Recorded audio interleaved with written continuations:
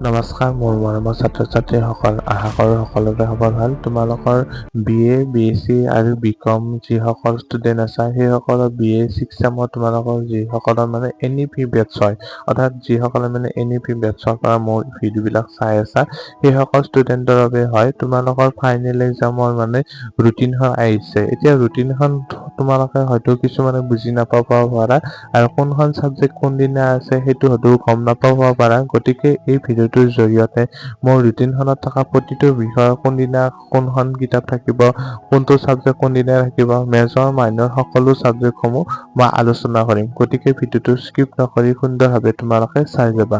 তোমালোকৰ পৰীক্ষা 19/5/2026, অৰ্থাৎ এইটো যিহেতু তোমালোকৰ এপ্ৰিলৰ মাহ, তোমালোকৰ মে' মাহত তোমালোকৰ 19 তাৰিখে তোমালোকৰ পৰীক্ষা হ'ব। যিসকলে ৰুটিন পোৱা নাই বা যিসকল ষ্টুডেণ্টে ৰুটিনখন পাইছাও যদিও তোমালোকে ৰুটিনখনত থকা ছাবজেক্টসমূহ তোমালোকৰ খেলি-মেলি কৰি দিয়া আছে, যদিহে তোমালোকে চোৱা তেনেহ'লে এই ভিডিঅ'টোত তোমালোকে ছাবজেক্টসমূহ সুন্দৰভাৱে বুজি ল'ব পাৰিবা। প্ৰথম দিনা 19 তাৰিখে তোমালোকৰ মেজৰসকলৰ প্ৰথম ছাবজেক্টখন থাকিব আৰু মাইনৰসকলৰ প্ৰথম ছাবজেক্টৰ মাইনৰ যিহেতু দুখন কিতাপ হয়, অসমীয়াত দুখন থাকে আৰু এডুকেশ্যন ধৰা অসমীয়াত দুখন কিতাপ আছে, এডুকেশ্যন দুখন কিতাপ আছে।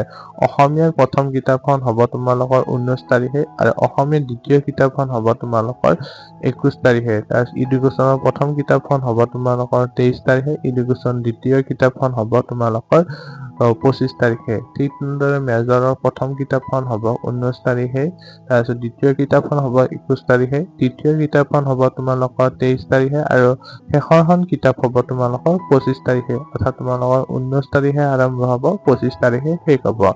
মাইনৰ সকলৰো চেম হয়, মাইনৰ সকলৰ পিছবেলা থাকিব আৰু মেজৰ সকলৰ মৰ্ণিং থাকিব। গতিকে তোমালোকে সুন্দৰভাৱে হয়তো গম পাইছা তোমালোকৰ ছাবজেক্টসমূহৰ নাম। মই ধৰি ল'লো তোমালোকৰ অসমীয়াত তোমালোকৰ মাইনৰ আছে, তেতিয়াহ'লে তোমালোকৰ এনেদৰে মিলি যাব।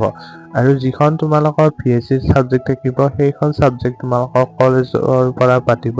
সেয়ে কলেজ ভিত্তিত তোমালোকৰ একেদিনৰ ভিতৰতে তোমালোকৰ অৰ্থাৎ 22 তাৰিখৰ আগত তোমালোকৰ ধুনীয়াকৈ নটিচ দিব যে কিমান তাৰিখে তোমালোকৰ পৰীক্ষা হ'ব লাগে। অৰ্থাৎ 22 তাৰিখ যিহেতু গ'লে তোমালোকৰ একেদিন ভিতৰতে তোমালোকৰ নটিচখন দিব। এই নটিচখন তোমালোকৰ 22 এপ্ৰিল 2026, অৰ্থাৎ 2026 চনৰ 22 এপ্ৰিল তাৰিখে তোমালোকৰ এই নটিচটো আহিছে।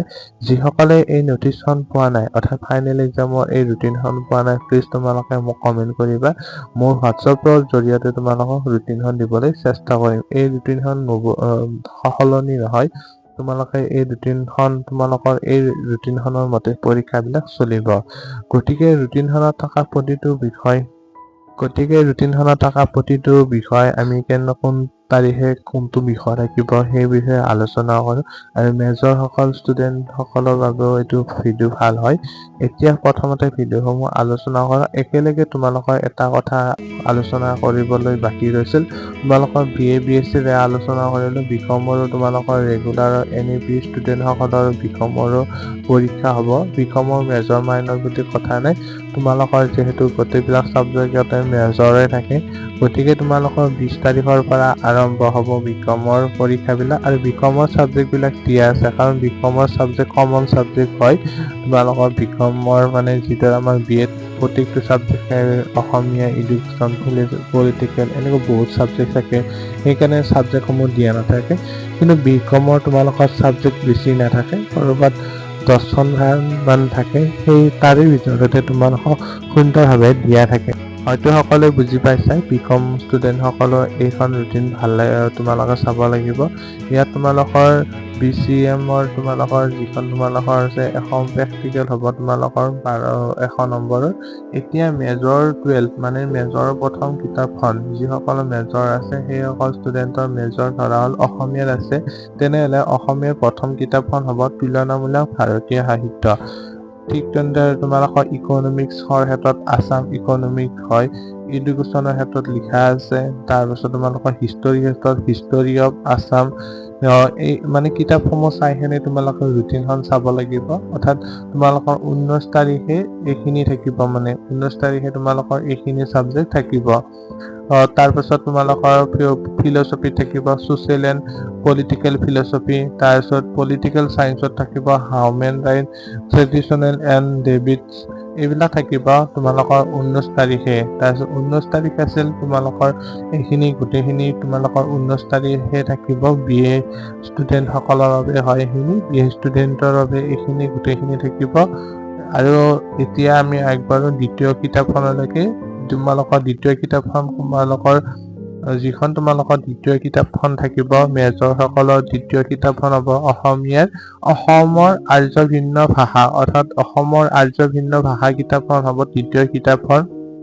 ঠিক তেনেদৰে তোমালোকৰ ইকনমিক্সৰ মেজৰৰ দ্বিতীয় কিতাপখন হ'ব তোমালোকৰ বেচিক অফ ইকনমিক্স, অৰ্থাৎ ইকনমিক্সৰ ক্ষেত্ৰত বেচিক ইকনমিক্সখন থাকিব।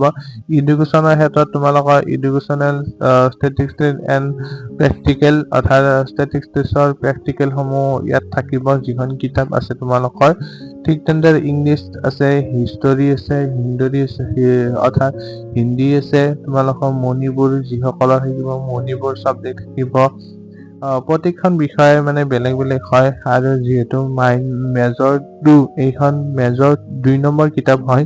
এই মেজৰ 2 নম্বৰ কিতাপখনৰ মতে তোমালোকৰ মেজৰ যিটো 2 নম্বৰ এক্সাম আছে, সেই 2 নম্বৰ এক্সামত এইখিনি ছাবজেক্ট থাকিব। যাৰ যিখন ছাবজেক্ট থাকে সেইমতে হ'ব।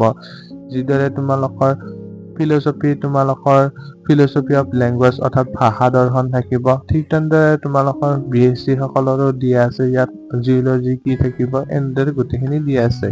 এতিয়া 3 নম্বৰ কিতাপখনলৈকে আহিলো, অৰ্থাৎ মেজৰ 3 নম্বৰ কিতাপলৈকে। মেজৰ 3 নম্বৰ যিখন মানে মেজৰ 3 বুলি লিখা থাকিব, তাতে তোমালোকৰ অসমীয়া যদি মেজৰ আছে, অসমীয়া মেজৰৰ ক্ষেত্ৰত তোমালোকৰ হ'ব ব্যাকৰণ আৰু অসমীয়া ব্যাকৰণ। তাৰপিছত এডুকেশ্যন, মেণ্টেল হেল্থখন থাকিব, যিখন স্বাস্থ্য তোমালোকৰ ওপৰত, মানসিক স্বাস্থ্য আৰু এনেধৰণৰ কিতাপখনৰ নাম আছিল। তাৰপাছত তোমালোকৰ গোটেইখিনি দিয়া আছে। হিষ্টৰীও থাকিব তোমালোকৰ, ফিলচফি তোমালোকৰ যিখন তোমালোকৰ সমকালীন ভাৰতীয় দৰ্শন হয়, সেইখন কিতাপ থাকিব এক্সামত। তাৰপিছত পলিটিকেল ছায়েন্স আছে তোমালোকৰ, সংস্কৃত আছে, সংস্কৃতৰ ক্ষেত্ৰত যিখন ছাবজেক্ট হয় এইখন তোমালোকৰ গোটেইখিনি থাকিব। গতিকে তোমালোকে বুজি পাইছা হয়তো ছাবজেক্টসমূহৰ নাম, তোমালোকৰ কোনখন ছাবজেক্ট থাকিব তোমালোকে অলপ হ'লেও ধৰিব পাৰিছা বুলি আশা ৰাখিলোঁ। মই যিমানখিনি পাৰোঁ তোমালোকৰ সৈতে গোটেইখিনি শ্বেয়াৰ কৰিবলৈ চেষ্টা কৰিছোঁ। এতিয়া মেজৰ শেষৰখন কিতাপলৈকে আগবাঢ়ো, তাৰপিছত মাইনৰসমূহ আলোচনা কৰিম। মেজৰ 4 নম্বৰ, অৰ্থাৎ মেজৰ শেষৰখন কিতাপ হ'ব অসমীয়াৰ সাহিত্য আৰু সাহিত্য সমালোচনা।